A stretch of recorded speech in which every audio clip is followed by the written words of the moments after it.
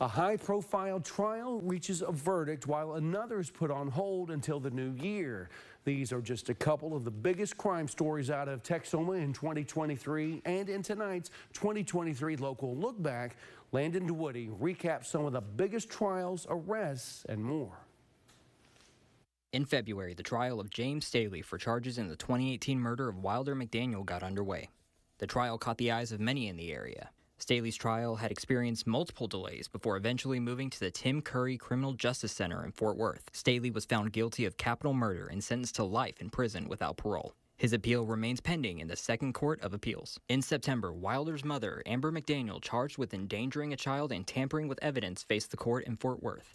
McDaniel was sentenced to 2 years in prison for endangerment and 5 years probation for tampering with evidence. Back in February, following an investigation into sexual misconduct allegations against former Cityview High School basketball coach Bobby Morris, 7 former and current administrators with Cityview ISD at that time turned themselves into the Wichita County Jail on charges of failing to make required report of child abuse. In March, former Cityview ISD Superintendent Tony Bouchon resigned. 2 months later, in May, former athletic director Rudy Hawkins also resigned. At last report, no trial dates are set for any of those charged. In late November, Senior District Judge Jack McGoy filed a letter stating that he had determined the statute of limitations on the allegations expired before they were filed, and the charges should be dismissed. McGoy says the letter is not an order of the court, and that order will come when the defense submits a motion. And what's believed to be a precedent-setting case for the state of Texas in the battle against fentanyl ends with a guilty verdict. In late September, 22-year-old Jacinto Jimenez, charged with selling a fentanyl-laced pill to 20-year-old Andres Diaz in 2022, was found guilty in Diaz's death.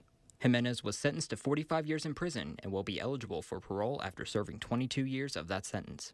2 years after his arrest, Anthony Patterson's trial for 20 felony counts of trafficking and child sex crimes was set to begin in October of this year, but is now postponed. In early November, 78th District Judge Meredith Kennedy granted a motion filed by Patterson's defense team, resetting the trial to February 26, 2024. Judge Kennedy says it's to ensure Patterson has a fair trial after his lead defense attorney was, quote, severely injured the day before proceedings were set to begin on October 30th. Over in Clay County, in early January of this year, former Clay County Sheriff Jeff Lai turned himself in on 3 charges of official oppression stemming from 2021 when he held 2 inmates in jail longer than allowed without due process. Soon after, Lai was suspended as sheriff, and Kirk Horton was announced as interim sheriff. Fast forward to September in Montague County, a jury finds Lyde guilty of official oppression and tampering with evidence. Lyde was sentenced to 30 days behind bars in Hardeman County Jail. However, 10 days later, Lyde was taken out of jail to receive treatment for an apparent medical issue. With your 2023 local look back, I'm Landon DeWoody.